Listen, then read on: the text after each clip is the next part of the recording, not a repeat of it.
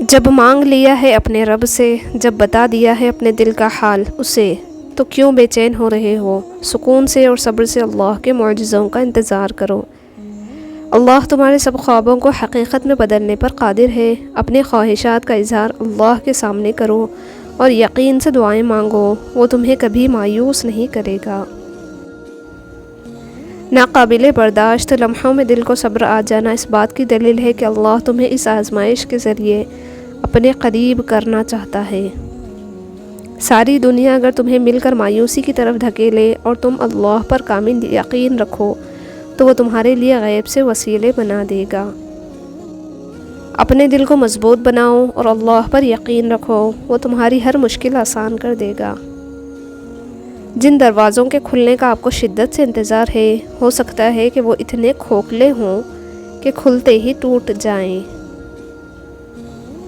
اپنی شخصیت کو سنوارنے اور زندگی کو بہتر بنانے میں اتنا مصروف ہو جائیں کہ دوسروں پر تنقید کرنے کا وقت ہی نہ ملے۔ اللہ تعالیٰ کا فرمان ہے کہ اور جب قرآن پڑھا جائے تو اسے غور سے سنو اور خاموش ہو جاؤ تاکہ تم پر رحم کیا جائے۔ جو دروازے زمین والوں کی سازشوں سے بند ہوتے ہیں نا، ان سے بھی بڑے دروازے اللہ پاک کے فضل سے کھل جاتے ہیں۔ جب تم ماں باپ، بہن بھائی کے پاس بیٹھو تو الحمدللہ کہا کرو، کیونکہ کچھ لوگ ان لمحات کو ترستے ہیں۔ حضرت علی رضی اللہ عنہ نے فرمایا کہ جس خواہش کو تم اللہ کی رضا کے لیے رد کر دیتے ہو، وہ اسی خواہش پر راضی ہو کر اسے تمہارا مقدر بنا دیتا ہے۔ کسی کا ساتھ دینا چاہتے ہیں تو کھل کے دیں، ورنہ صاف انکار کر دیں۔ درمیانی راستہ منافقت کا ہوتا ہے، اور منافق انسان کسی رشتے کے لائق نہیں ہوتا۔ آپ آسمان تو نہیں بن سکتے، لیکن کسی کے لیے آس اور مان دونوں بن سکتے ہیں۔ بعض لوگوں نے منہ میں غلیل رکھی ہوتی ہے، الفاظ کے پتھر ایسے فراٹے بھرتے ہوئے آتے ہیں کہ لگ پتہ چل جاتا ہے۔ تعلیم کا پہلا اصول یہ ہے کہ اپنی آواز نیچی رکھیں اور اپنے الفاظ میں احترام پیدا کریں۔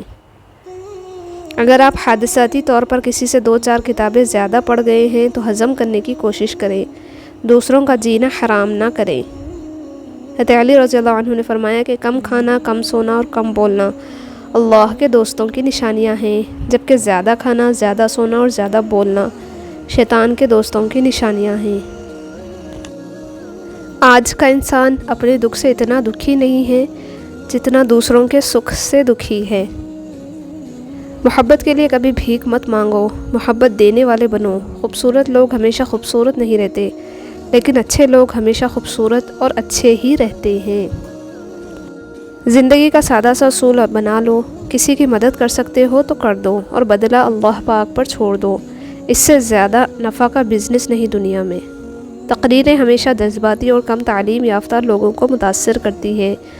باشعور اور صاحب علم انسان ہمیشہ عمل، کردار اور نتائج کو اہمیت دیتے ہیں۔ اتنا مت بولے کہ لوگ آپ کے خاموش ہونے کا انتظار کریں، بلکہ اتنا بول کر خاموش ہو جائیں کہ لوگ آپ کو دوبارہ سننے کا انتظار کریں۔ حضرت علی رضی اللہ عنہ نے فرمایا کہ زندگی میں آگے بڑھنا ہے تو بہرے ہو جاؤ، کیونکہ بعض لوگوں کی باتیں مایوسی میں اضافہ کرتی ہیں۔ جن سے تعلق رکھنا ہو ان سے بحث نہیں کی جاتی، اور جن سے تعلق نہ رکھنا ہو ان سے بحث کا کوئی فائدہ نہیں ہوتا۔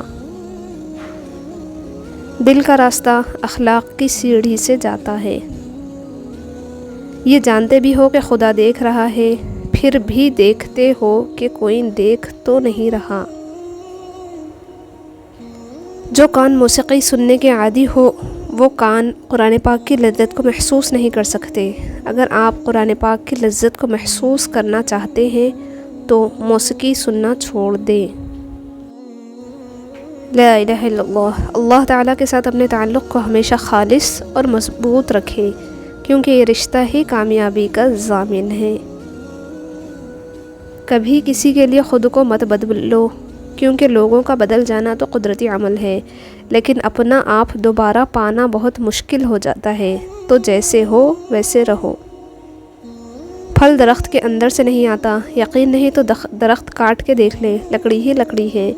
رزق زمین کے اندر سے نہیں آتا، یقین نہیں تو کھدائی کر کے دیکھ لیں، مٹی ہی مٹی ہے۔ یہ سب تو اللہ کے حکم سے آتا ہے، چاہے زمین سے نکالے یا آسمان سے اتارے۔ زندگی کا تحفہ بہت قیمتی ہے، ضائع نہ کر جائیے گا۔ رب سے جڑ کر، عبادت کو تھام کر اور محبتیں بانٹ کر اچھے نشر پیچھے چھوڑ جائیے گا۔ تنگ دستی میں سخاوت کرنا، غصے میں سوچ کر بولنا اور طاقت کے ہوتے ہوئے معاف کرنا افضل ترین نیکیوں میں سے ہے۔ زندگی کی سچائی کو سمجھنا بہت مشکل نہیں ہے۔ جس ترازو میں دوسروں کو تولتے ہیں، کبھی خود بھی اس میں بیٹھ کر دیکھیے۔ زندگی بہت تھوڑی سی ہے، کسی سے نفرت یا کسی کا برا سوچ کر شاید ہم اپنی انا کی تسکین تو کر لیں گے، مگر یقین جانیے ہمارے اندر کا انسان کبھی خوش نہیں رہ پائے گا۔ اجنبیت بہت ہی خوبصورت تعلق ہے، کوئی آپ پر انگلی نہیں اٹھا سکتا۔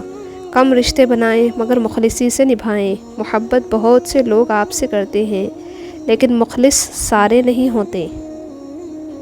کوشش کریں کہ لوگوں کی روح کو زخمی نہ کرے، کیونکہ جسم کے زخم کی ہزاروں دوائیاں، ہزاروں طبیب مل جاتے ہیں، مگر روح کے طبیب بازار سے نہیں ملتے۔